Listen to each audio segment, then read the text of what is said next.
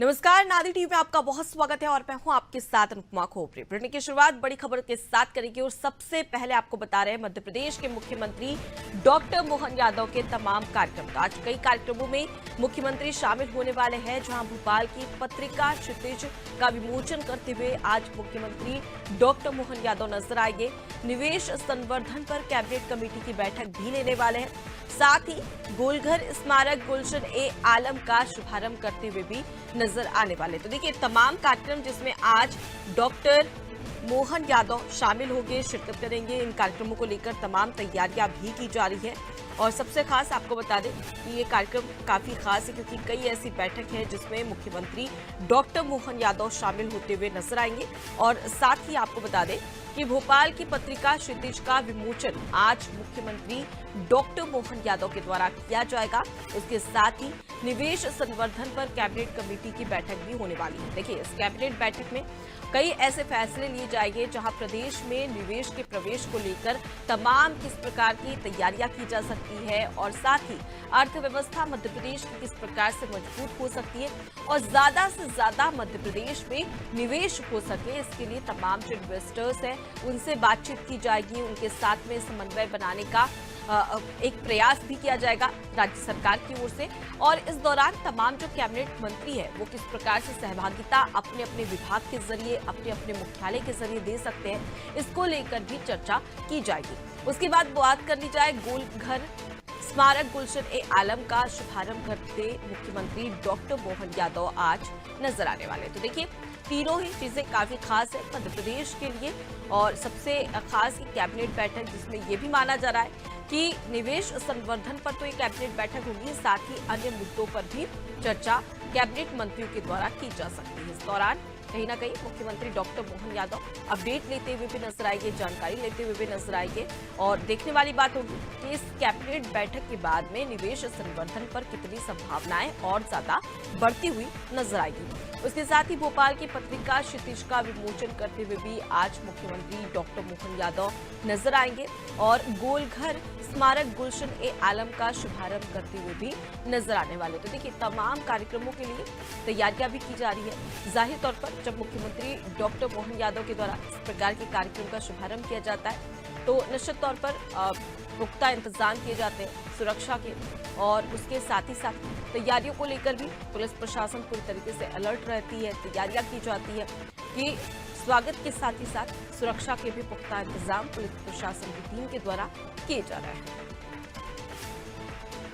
तो देखिए चुनाव काफी करीब है और ऐसे में लगातार मुख्यमंत्री डॉक्टर मोहन यादव के द्वारा हर एक प्रयास किया जा रहा है कि किस प्रकार से मध्य प्रदेश को विकास की प्रगति पर आगे बढ़ाया जा सके और यही वजह है कि आज निवेश संवर्धन पर कैबिनेट कमेटी की बैठक भी होने वाली है।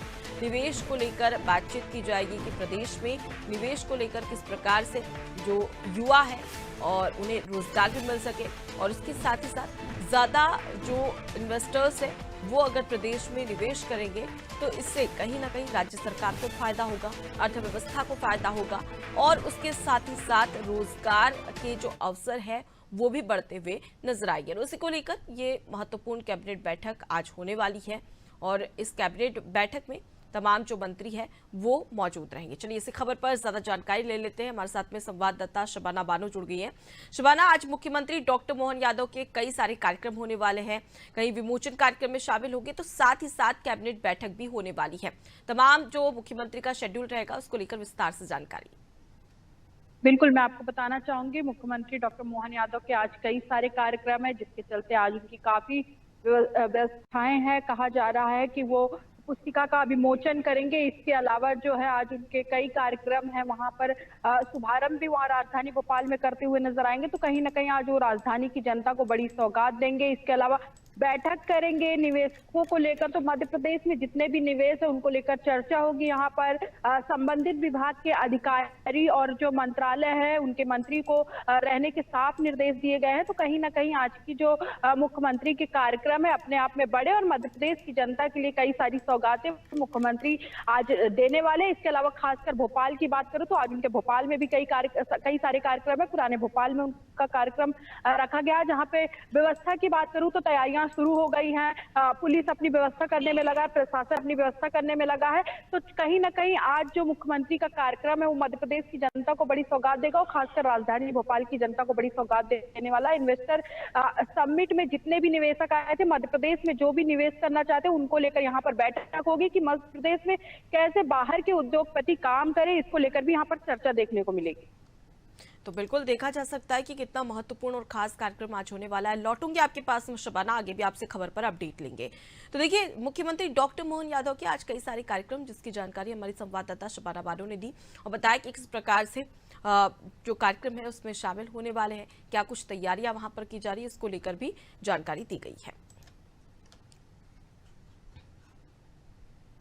चलिए बात कर लेते हैं देश की राजधानी दिल्ली की, जहां से बड़ी खबर सामने आ रही है। लोकसभा चुनाव के पहले जनता को एक बड़ी राहत मिली है। मिडिल क्लास की जेब से अब बोझ कम होगा। पेट्रोल और डीजल की कीमतों में कटौती की गई है।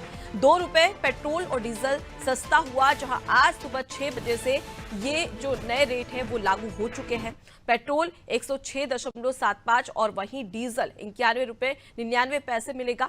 तो कहीं ना कहीं 2 रुपए की यहाँ पर राहत। लेकिन देखा जाए तो जिस प्रकार से महंगाई लगातार आसमान छू रही थी, तो ऐसे में चुनाव करीब था और चुनाव करीब होने की वजह से जनता कहीं ना कहीं ये उम्मीद लगाकर केंद्र सरकार से बैठी थी कि पेट्रोल और डीजल की कीमतों में कहीं ना कहीं कमी देखने को मिलेगी और ठीक वैसा ही हुआ। 2 रुपए सस्ता पेट्रोल और डीजल हो चुका है। चलिए इसी खबर पर ज्यादा जानकारी के साथ शबाना का रुख कर लेते हैं। हमारे संवाददाता हमारे साथ में जुड़ी हुई है। लोकसभा चुनाव से पहले एक और देखा जाए शबाना, तो लगातार जनता पर महंगाई की मार थी, लेकिन इसे लोकसभा चुनाव के मद्देनजर क्या एक उपहार की तरह देखा जा सकता है?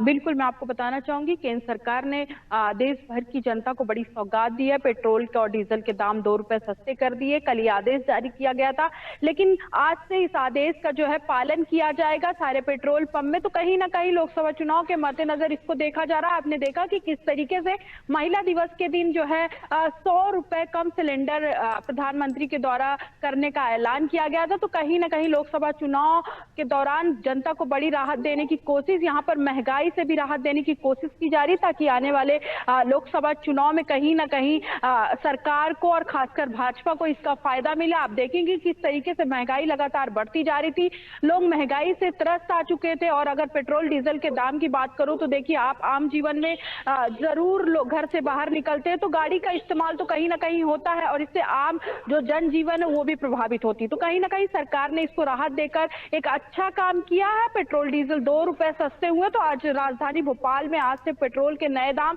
106 रुपए 75 पैसे हो जाएंगे और अलग अलग जगहों पे बात करूं तो वहां पे उसके आधार पर 2 रुपए कम दाम होंगे। राजस्थान सरकार ने पहले भी अपने दाम एक दिन पहले ही कम कर दिए थे, जिसके बाद केंद्र सरकार ने फैसला लिया और पूरे देश भर की जनता को यहाँ पर राहत देने का काम लोकसभा चुनाव से पहले लगातार किया जा रहा है। जी बिल्कुल, तो कोशिश की जा रही है लगातार कि किस प्रकार से महंगाई को कम किया जा सके और जनता की भी यही उम्मीद है।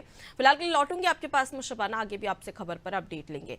तो देखिए किस प्रकार से कोशिश की जा रही है और राज्य सरकार केंद्र सरकार की ओर से यहाँ पर एक बड़ी राहत जनता को दी जा रही है, जहाँ पर पेट्रोल 106 रुपए 75 पैसे तो वहीं डीजल 91 रुपए 99 पैसे मिलने वाला, यानी कि आज सुबह 6 बजे से ये रेट लागू हो चुके हैं और जनता को एक बड़ी राहत के रूप में तो कहा जा सकता है। और उसके साथ ही साथ अब देखने वाली बात होगी, क्योंकि अभी तक आचार संहिता नहीं लगी है, ऐसे में ये माना जा रहा है कि चुनाव से पहले कहीं ना कहीं अब केंद्र सरकार एक बड़ी सौगात भी आगे दे सकती है।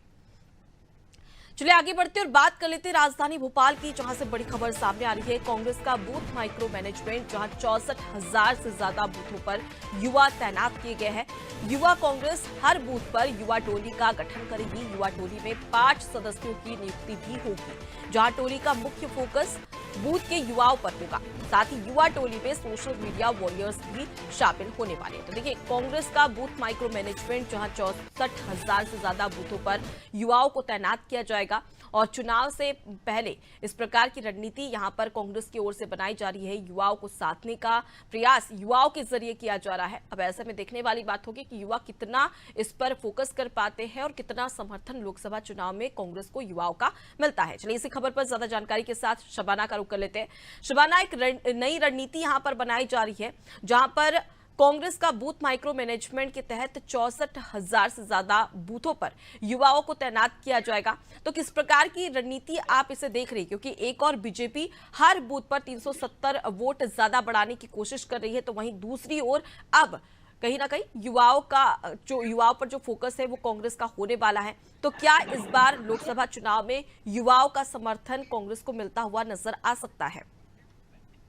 जी देखिए, बिल्कुल आपको बताना चाहूंगी कि लोकसभा चुनाव से पहले दोनों ही पार्टियां जो है वो लगातार जो है युवाओं को मौका देने की बात कर रही है। लेकिन कहीं ना कहीं सबसे बड़ी बात आप यहां पे देखेंगी कि टिकट अगर आप देख लीजिए तो सबसे ज्यादा कांग्रेस ने युवाओं को टिकट दिया, यानी कि 50% से ज्यादा कांग्रेस ने युवाओं को टिकट दिया है। तो कहीं ना कहीं कांग्रेस ये दिखाने की कोशिश कर रही है अब पूरे देश भर में कि अब जो है वक्त बदलाव का है। लेकिन कहीं ना कहीं अब जनता जो है वो क्या फैसला करेगी ये तो देखने आने वाला वक्त बताएगा। लेकिन अगर युवाओं की बात करूं तो यहां पर 64,000 से ज्यादा बूथ पर कांग्रेस अपने युवा टोली तैयार करेगी, जिसपे एक अध्यक्ष बनाया जाएगा और वो उस बूथ के लिए वो काम करेगा। और कांग्रेस पार्टी और जो राहुल गांधी का संदेश है वो टोली वो उस बूथ पर पहुंचाएगी। तो कहीं ना कहीं कांग्रेस अब युवाओं पे फोकस कर रही है। और सबसे बड़ी बात आप यहां देखेंगी कि युवाओं को टिकट देकर ये संदेश देने की कोशिश की गई है कि कहीं कांग्रेस पार्टी जो है आने वाले समय में कभी कहीं और किसी को भी मौका दे सकती है। ये आपने देखा कि किस तरीके से भारतीय जनता पार्टी किसी को भी मौका दे देती है, अपने पार्षद को भी वो संसदीय का टिकट दे देती है। तो उसी राह पर यहाँ पर कांग्रेस चलने की कोशिश कर रही है और आने वाले समय में आप देखेंगे कि किस तरीके से लोकसभा चुनाव का इसके पर असर पड़ता है। लेकिन अगर युवाओं की बात करूं तो कांग्रेस इस समय ज्यादा युवाओं पे फोकस कर रही है। अगर मध्य प्रदेश कांग्रेस की बात करूं तो आपने देखा कि किस तरीके से विधानसभा चुनाव के बाद बड़ा बदलाव हुआ और कांग्रेस पार्टी के जो राष्ट्रीय नेतृत्व है उन्होंने मध्य प्रदेश में युवाओं को नेतृत्व करने का मौका दिया है। पीसीसी चीफ जीतू पटवारी को मौका दिया, जिसके बाद से लगातार पार्टी में बड़े बदलाव देखे जा रहे हैं और युवाओं को लगातार फोकस करने की यहाँ पर कोशिश की जा रही है। युवाओं के अलावा महिला वोटरों को भी यहाँ पर फोकस करने की कांग्रेस कोशिश कर रही है। लेकिन जो कांग्रेस काम करने की कोशिश कर रही है इसका असर कितना जनता पे पड़ेगा ये लोकसभा चुनाव के नतीजे अच्छे से स्पष्ट कर पाएंगे। बिल्कुल शबाना, तो युवाओं के जरिए युवाओं पर फोकस करने की कोशिश यहाँ पर कांग्रेस के लिए किस प्रकार से कारगर साबित होती है ये देखना दिलचस्प होगा। फिलहाल के लिए बहुत शुक्रिया तमाम जानकारी हम तक पहुंचाने के लिए। तो देखिए, कांग्रेस का बूथ माइक्रो मैनेजमेंट, जहां 64,000 से ज्यादा बूथों पर युवा तैनात होंगे। और आपको बता दें कि जिस प्रकार से कांग्रेस में मध्य प्रदेश के कांग्रेस की अगर हम प्रदेश अध्यक्ष की बात करें जीतू पटवारी, जिन्हें जो एक युवा नेता है और इस बार कांग्रेस ने युवा नेता पर भरोसा जताया है प्रदेश अध्यक्ष जीतू पटवारी। अब ऐसे में देखने वाली बात होगी कि क्या ये जो बूथ माइक्रो मैनेजमेंट के जरिए 64,000 से ज्यादा युवाओं पर फोकस और उनको तैनात किया जाएगा हर बूथ पर और इसके जरिए युवाओं को साधते हुए नजर आएंगे, तो ये कितना ज्यादा सफल हो पाता है दिलचस्प होगा। क्योंकि एक जगह देखा जाए तो भारतीय जनता पार्टी नारी पर फोकस कर रही है, महिला वोटर्स पर फोकस कर रही है, तो वहीं दूसरी ओर अब कांग्रेस का फोकस युवाओं पर है। तो क्या अब कांग्रेस को युवाओं का साथ 2024 के लोकसभा चुनाव में मिलेगा या नहीं, ये देखना दिलचस्प होगा।